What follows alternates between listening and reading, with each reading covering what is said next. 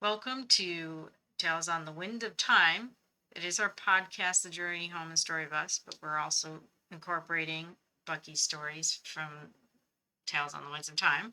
And your anticipated second book, which isn't out yet, but is somewhere in the workings. Somewhere in the universe. I find out about that sometime this week. So hopefully they don't be like, well, we can't help you, and here's a refund of the money that you sent us. And yeah, That would be unfortunate because you have some really good, as we're going to talk about, different ways of portraying stories.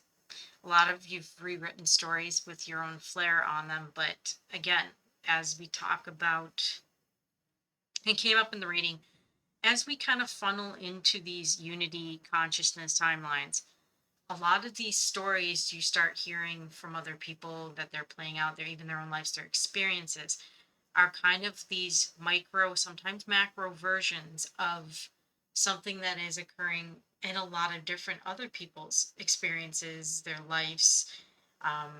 They're little, sometimes they're little bubbles of containment that they're in because a lot of people kind of are in their own little world and they don't see this quantum effect between the collective. So you've written some rewrites of some much beloved stories that we were going to touch on today. yeah, I wanted to ask though, and I can see it in your stories, but how do you see a multiversal effect? Do you see it when you're talking to a person? Can you see their timelines or thoughts or anything? no, yeah, you can always see, especially when somebody's coming with to you with like a problem or like they need advice about something. You could be like, well, I can tell them this, and then they'll interpret it one way, or I can tell them something completely slightly different or completely different, and they'll take it another way, and that will influence their choice. Because, like we talked about, me and you, a lot of people, when you're trying to have a conversation with them, they listen to respond, not to understand, understand, actually converse with you. That's like when you're interacting with someone, they're interacting to respond to show that they're actually trying to interact with you rather than um, just interact with you. It's like a reflex. Right. It's, well, a lot of what you're saying was when we see people, when interacting with people and they're just looking to just react in a way, instead of Yeah, take the minute to respond and formulate a thought on it. I noticed that a lot of those people are kind of in their own individual bubbles. They're yeah, there's some kind of trauma, whether that be they need external validation, they need to be heard, it's they're, they feel small, abandoned, whatever it is. They're in a way speaking so that, again, they want to be heard. How does it fit their narrative? How does it fit them? yeah, Which is valid when you're, again, we were just talking about these little bubbles that everybody's in, is valid. But to understand that there's more to discuss, there's more to unlock, that our individual experience is not the only experience a lot of times. We only see it that way because we're in it all, you're in your own body most of the time. yeah, Do you get the kind of response that are more NPC? Like when I give, yeah. go ahead. Like you could tell somebody a whole big long thing, right? Like you could explain something down to the finest detail, and then they'll be like, "Oh yeah, that makes sense." Like, okay, I gave you this whole big thing, and all you could come back with is that makes sense. I know it made sense because I'm not speaking from thought, I'm speaking from self, right? Right. How many times, and it's funny because what we're reading from is Growth of Soul, but you have Seed Collector, and we're talking about a lot of seeds here. So planting seeds or keys or unlocks for people to help them expand their awareness. It's come to a point that some of us, I know I've done it, I've employed this as well, is that no matter how many times you say the message, the paragraph, however many times you can tell the story, they just don't grasp it. and it might not be for them at that moment because they're only hearing, like you're talking about, they're only hearing themselves. How mu- Yeah, how many more could I? You don't have to get specifics of like the exact details of people, but how many do you find around you that just simply have painted on ears, as you would say? there's a lot. Yeah, there's a lot because sometimes it feels like I have the same conversation with everybody that I interact with, and then I'm basically having to. It's like I'm rehearsing a script in a way. Like I'm practicing my lines. Like everybody is testing me to see if I'm going to say the same thing just in a different way. I can understand that as well. How often do you? I mean, I experience this. I've said this because people go, "Oh, it's isolation." How often do you spend time in solitude, which is different than isolation? So people might not understand that dynamic. Well, I could be in solitude sitting in a room full of people because I can, my mind is constantly wandering into, oh, well, I could make a story about that. And then somebody says something and I'm able to hear them and then I'm able to do what they do and respond to make sure that they are acknowledged. But most of the time, I'm off in my own little world, like thinking about stuff that I can do after this. So to help people come up with a better experience in a way, or but I Yeah. can understand that too because there's times, and it's something that employed. It is funny because it's something that I came up with somebody else. They were asking about why they can't have a quiet place to meditate, and I said the idea of meditation is that you're quiet or you're zen like in any scenario. So it's like if you can Yeah. practice going out to like a city freaking square, sit down next to a fountain or something and meditate and keep that zen, then that's a space that, again, it's not that you're not ignoring what's going on around you, you're just embodying the aspect of creativity, the aspect of your peace into the space that you're residing no matter what. Yeah. It's like Bruce Lee said, be like water. Mhm. It's creating your own resonance instead of do feel that a lot of people, again, they're looking for external. A lot of people very much look Yeah. outwards than they do inwards, and understanding that your outward environment is from your inward vibrational frequency, whatever With the emotion. projection. Yeah. Yeah. So if things are going crazy around you, then there's obviously something that you're projecting that you don't have control of. And in that other vice versa, if something comes to you with chaos from the outside, you should be able to, again, if you're in that zen like state, stay in that zen like state no matter what happens on the outside of you. Yeah. It was something we were talking about with words, where Yeah. delusion is the belief, a belief that isn't true, that a person believes of themselves, and that's their own world that they're in. And then the illusion is the one where you incorporate other people into your delusion of the light, your falseness of the light, and you create a belief system that is an illusion. And we have so many of them in the world that we can sit here and point them all out. It'll take quite a while. Yeah. And I feel that a lot of it lately, obvious, I mean, you can see it in other aspects, is coming, all these veils are lifting, all these illusions, these things that were false belief systems that people were subscribed to are coming open. So Yeah. this is where I think this is where I see the layer of stories. I mean, I'm not the only one. I know you're not the only one that does different perspectives. Right now, you and I are talking because we're very much connected that way. But you can see the layers of perception in just even the art, the music, and the stories that are being told. Because as the truth goes out, it's going through every illusion, it's still going through every delusion, and regardless if a person pays attention to it or not, you still are not able to deny what is true, because at the end of it all, it just is, it's going to remain there. Yeah. And these are in some of the stories you have. So we picked out two today. We've been keeping them short.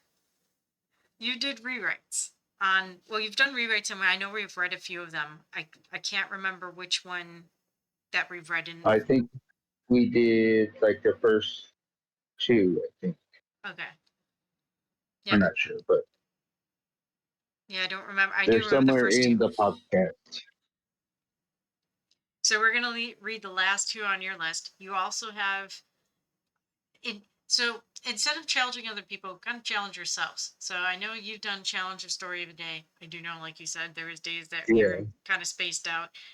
Myself, it's like life happens. Like you go somewhere, you travel somewhere, and you're like, I haven't done the card of the day, right? I've done a card message for a yeah. day. So that happens. It's fine.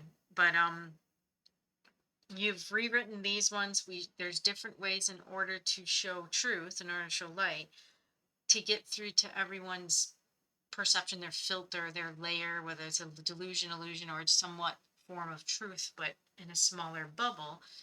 And I do like the rewrites that you have here. So, did you want to read the first Thank one? you. It's always ladies first. Come on, Rose. We have to be. We have to be politically correct, don't we? Yes and no. So that's a social construct, a belief system based off of somebody else's, maybe delusion, Be illusion. another Yeah. another delusional illusion that somebody said that had to be a construct of civilization. Well, I mean, again, because you're going at outward appearance, whereas you're a reflection of me, just a different, and I'm a reflection of you, just a different perspective of it.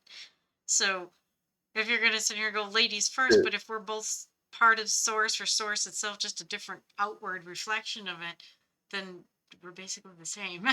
Who's going first doesn't Uh, right matter. okay, okay, Rose. Okay, so I'll read the first one. We're gonna do the last two. And this is funny because if we're talking synchronicities, at least in the last 2 days for me, these two aspect stories, rewrites in different contexts and conversations actually came up in conversation in the last like 2, 3 days. Literally in the last 2, 3 days. Okay, so the first one is Kira Cinderella rewrite. In the heart of a lush forest, where the whispers of the ancients could be heard in the rustling leaves, lived a young woman named Kira. She was known for her kindness and gentle spirit, traits that shone even brighter against the backdrop of her life. Kira lived with her father and her stepmother, a woman who had come to the family after Kira's mother, a wise healer, passed away. The stepmother had 2 daughters of her own, and together they were like the storm clouds that darken the sky, often bullying and belittling Kara for her simple clothes and humble nature. Kara spent her days tending to their home, gathering herbs from the forest and caring for the animals that roamed freely. Though she worked tirelessly, her heart remained light, as she often found solace in the beauty of the natural world around her. The wise spirits of the land, represented by the animals she cared for and the plants she nurtured, watched over her with deep compassion. One day the village announced a grand gathering to celebrate the return of the sun after the long winter, a time when the people would come together to dance, tell stories, and celebrate life. Kara's heart soared at the thought of joining in the celebration, but her stepmother, seeing the spark in her eyes, forbade her from attending. Instead, the stepmother ordered Kara to stay behind and clean the house, sending her stepsisters off to the festivities adorned in beautiful dresses. As Kara sat alone, her heart heavy with disappointment, a gentle breeze whispered through the trees, carrying with it the soft cooing of a dove. In that moment the spirit of her mother appeared before her, shimmering like the dawn. My dear Kira, she said, her voice a melody that soothed Kira's sadness, you have a light within you that deserves to shine. Go to the gathering, for it is your time to embrace joy. With a wave of her hand, Kara's simple dress transformed into a magnificent garment woven from the colors of the forest, emerald greens, deep browns, and vibrant flowers. On her feet a pair of delicate moccasins adorned with intricate beadwork, a gift from the spirits of the land. Kara felt a surge of hope and happiness as she raced towards the gathering, her heart dancing with the rhythm of the earth. At the celebration, Kara's beauty and grace captivated all who beheld her, including the village chief's son, a young man named Tarek. He was known for his strength and wisdom, and as they danced, Kara felt an unspoken connection grow between them, as if the very essence of the forest wove their fates together. But as the night wore on, Kara remembered her mother's warning. She must return home before the first light of dawn, lest the magic fade. In her rush to leave, Kara lost one of her moccasins, a delicate piece that held the spirit of her transformation. Tarek, knowing the forgotten shoe, picked it up and vowed to find the owner. The next day, he and his friends traveled through the village seeking the one who would wear the moccasin. When they arrived at Kara's home, her stepmother attempted to force one of her daughters to fit into the delicate shoe, but it was too small.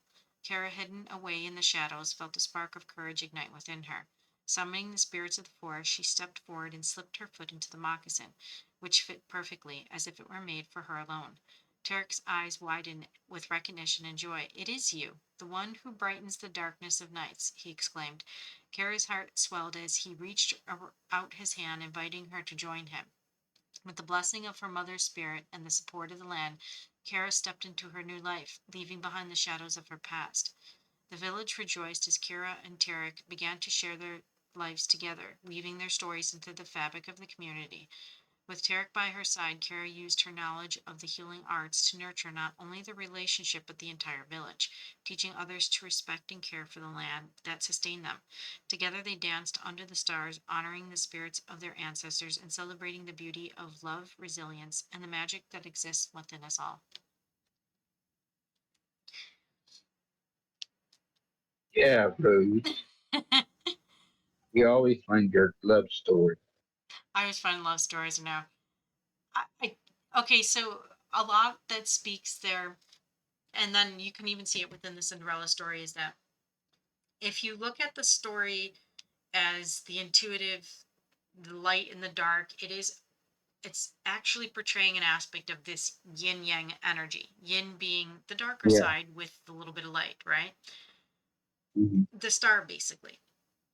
And in that, you see a lot of the stories that are repeated or woven in, even in Cinderella, but even in, again, as you redid that story, as we're talking about different layers, you can look at the story of Persephone's and Hades. She goes through, hell basically to be with um, Hades. She's in Tartarus, basically in hell, and she comes back to be the spring, hope, right? It's also explaining winter and fall, winter, and those months into spring, into summer, into that beautiful dress that comes in, right?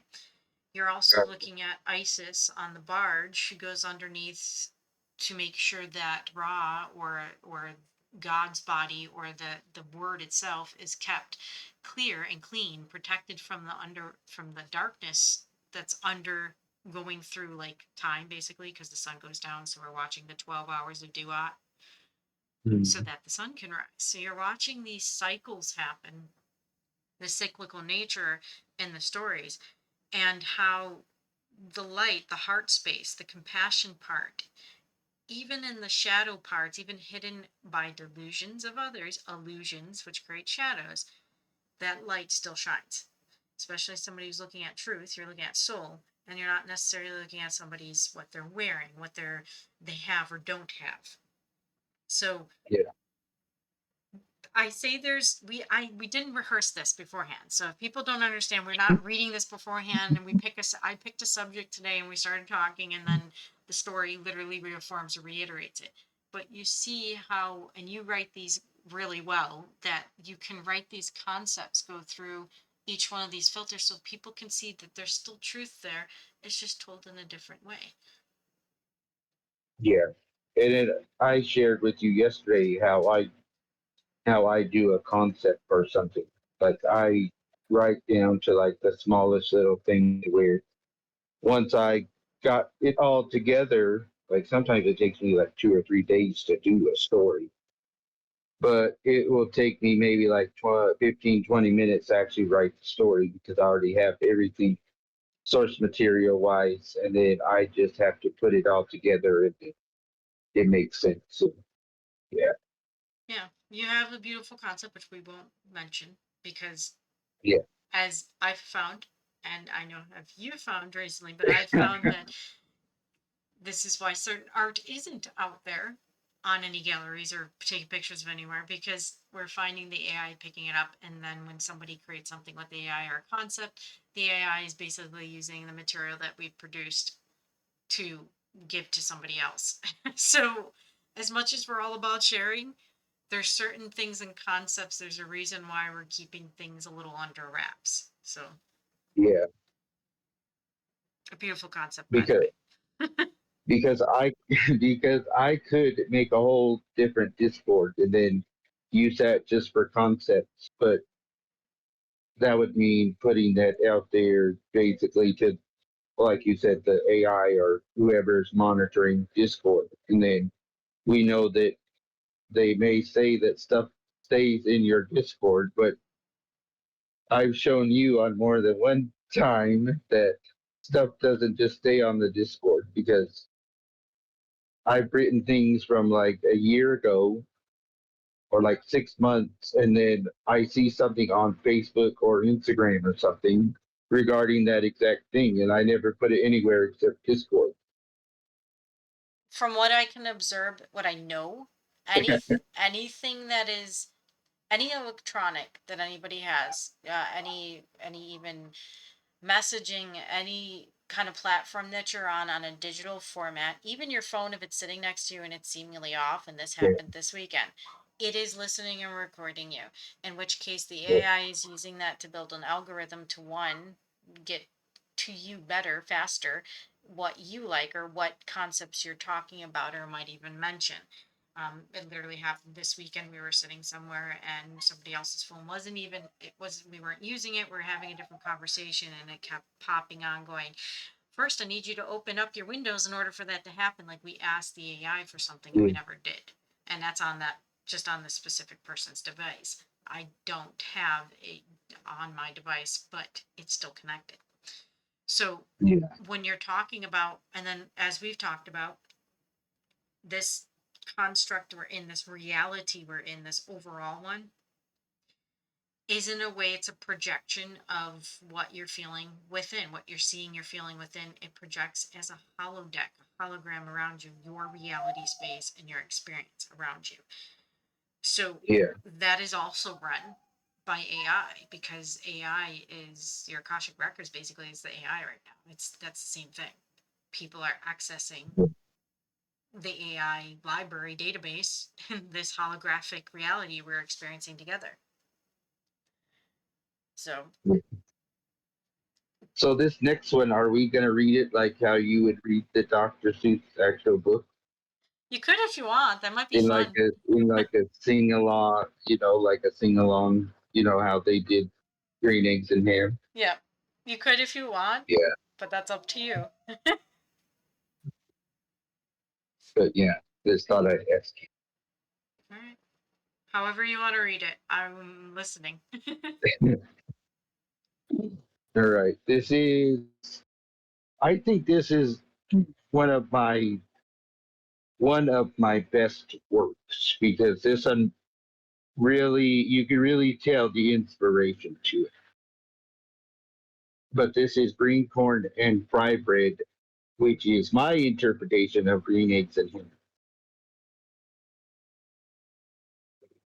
In a world where the sun kissed the land with its glow, lived a wise old storyteller named Nico.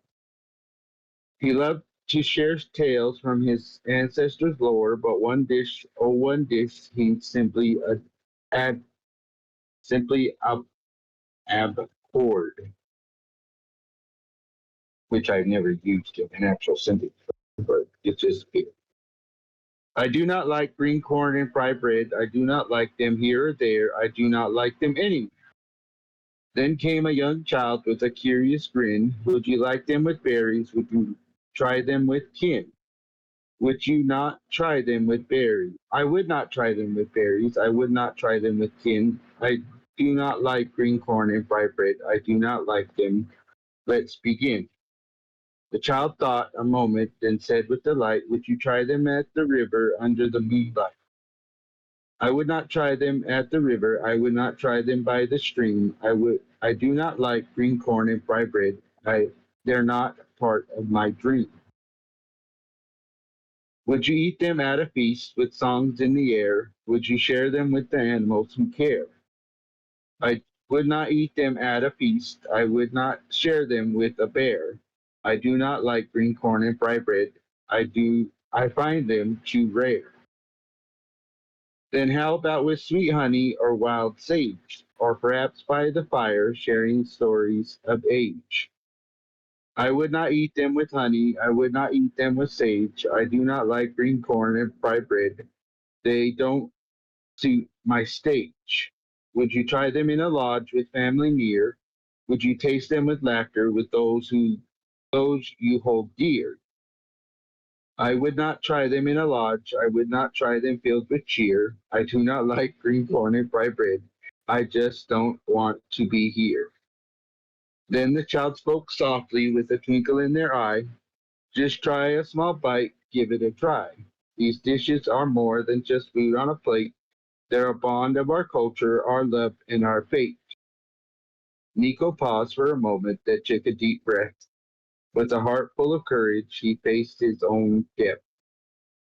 He took a small bite, and to his great surprise, the flavors danced brightly like stars in the sky. I do like green corn and fried bread. I do like them here and there. I do like them at the river. I do like them everywhere. So Nico embraced the dish with a grin, for, for in every morsel he felt the love within. He shared it with others, a feast of delight, and every bite savored felt just right. Now they gather together with stories and song to celebrate flavors that make them belong. So if you ever wonder with curiosity grand, just take a small taste and let love expand. That's a beautiful kid story.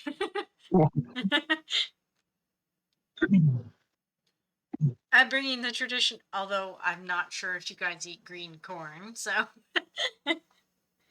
But fry bread from the traditional Yeah, side of this is fun.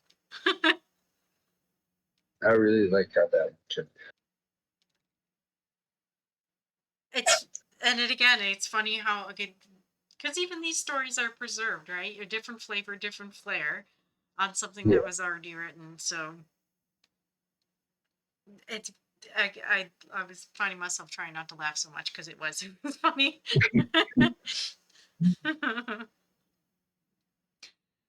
um, it's and then you kind of throw in like I see in there where like the sage and honey thing. I mean, these are something that would be typical within a dish too, in native dishes.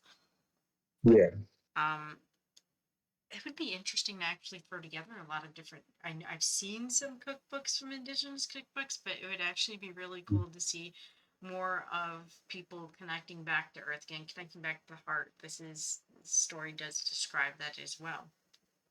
yeah, Um, and I kind of ask people out there that they're, if you're listening, what was your spin on the stories? What did you get out of it? And given your experiences with stuff, how many people don't try things just simply because whatever in the connotation they have. I don't want to try it. Nope, I'm stubborn. I don't like it. Yeah, it looks weird. It acts weird. Whatever it is, these things are from insecurities. How many people keep themselves in that little box of not exploring the experience just because they've heard the bias from somebody else? yeah. So how do we know he didn't eat a lot of green corn and fried bread growing up? So he was just over it at that point. We don't. Other than he just said he doesn't like it. Yeah, I'm sure I'm not. I've never had green corn, but I'm sure green corn probably wouldn't sit well in the stomach unless we just it was dyed green. I don't know. There's a lot of the uh, original, like the original corn was different colors. You look at it, there's like rainbow corn. I've seen that. One of the original strains of corn was rainbow. A lot of the Indian corn or indigenous corn, they're like different colors of red, Yeah, oranges and stuff like that. They're not the same, and they taste very different. And Yeah. Corn traditionally it was small as wheat. It was little tiny like wheat berry type Mhm. crop that over thousands of years humans have genetically modified in a way Yeah. to create the corn you see today. Yeah. And apt as we come into corn season, at least here in the States anyway. Yeah. And the only reason it's green corn is because it's green eggs and ham. So that's the only reason it's green corn. No, it's like let's make some green, even if you use whatever it is to dye, parsley, whatever, pickle it. If you need to make fried green corn and fry bread, that would be fun. Yeah. Make that at your next gathering, and I'm sure somebody will be like, Bookie, what are you doing? Yeah. You're like, what is going through your brain? It's Then like, I have to make them read this story.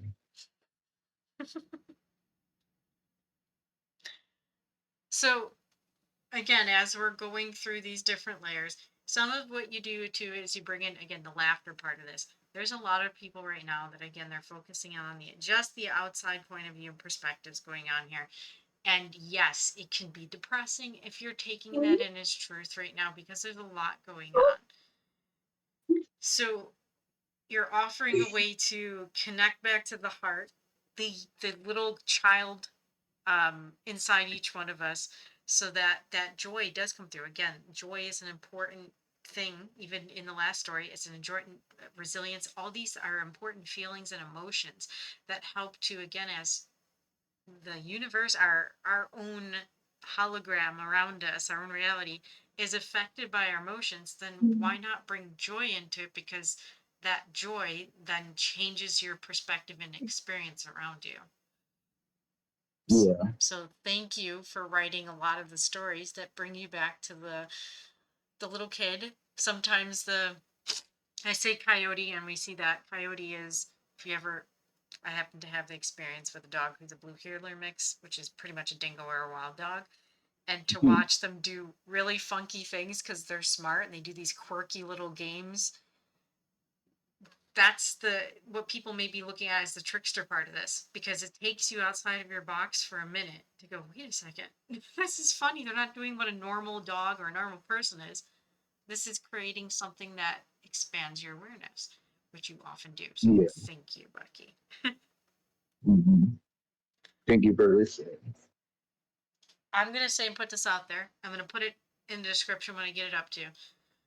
The concept that we have not mentioned that you have thought of, if people would like to Mhm. be a part of this concept, and it's a really cool concept, I won't mention much of it at all, come jump into Discord, ask Bucky, put a comment down, link.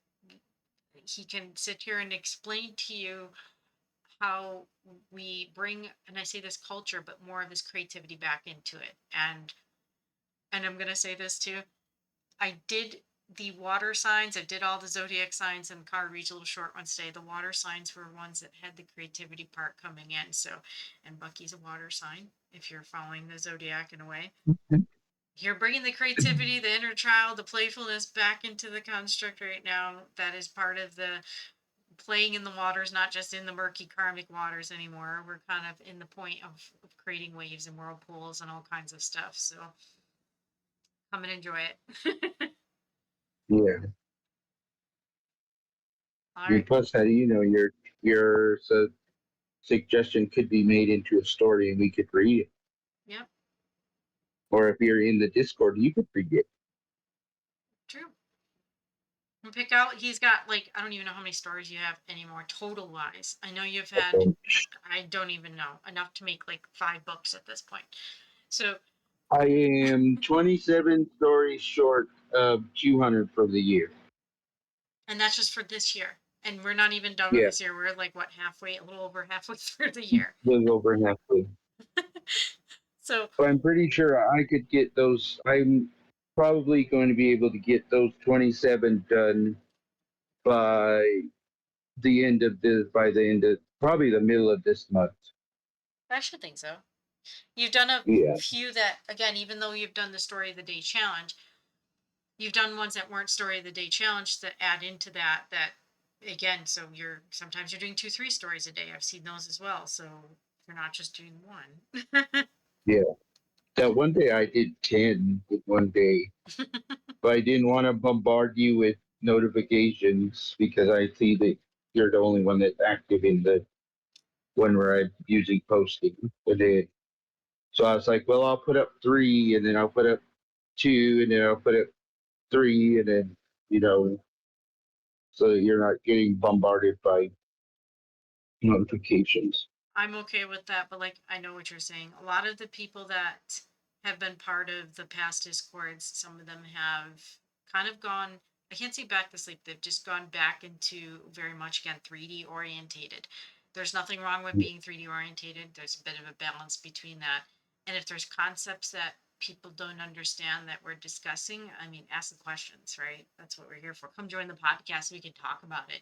We just have a podcast where we talk. So and it's just it's your way that you've learned from your grandmother, which we've recently found out both of our grandmothers had the same name. Well, sort of recently. Yeah, Yeah, you sort of did recently. you knew that like last year, I remember? did, but again I was now 3D in the way, but still. So you're looking at quantum multi-level, like you're looking at these like mirrors, these of the boxes, these fractals of each other going on right now. And so this is Bucky's way of one, preserving the traditions because you can tell them through stories. You're preserving your grandmother's legacy in a way, and you're also helping to bring the playfulness of the way you tell the story as a storyteller, as you're writing it, as you're grasping it, and you're able to teach through those stories. So this is Bucky's way of bringing that lineage, that timeline into the forefront, into unity as we go in. And it's a beautiful way to do it. I mean, I'm even with the Cinderella one. I kind of want to paint the, which would be more of like Gaia, because the way I was looking at that Kira person was more like Gaia, with a flower yeah. dress and all the wood stuff, and I'm like, that's like Mother Nature right there. So even to paint one of those, again, it's here to inspire creativity in something where if you keep looking, if you really look at the news or any of things going on in the external right now, they're repeating over and over again. So how do you break that is by bringing in something, expanding the consciousness out, breaking out of that loop, that cycle, so that you're able to create now instead of the same repeat Groundhog Day. Should do a Groundhog Day one. That would be fun. So I'm thanking you for that. And this is episode 21. I think we talked about that. So thank you, Yeah. Bucky, for allowing me to read and listen. Well, thank you for listening and reading. All right. We will catch you guys on the next one.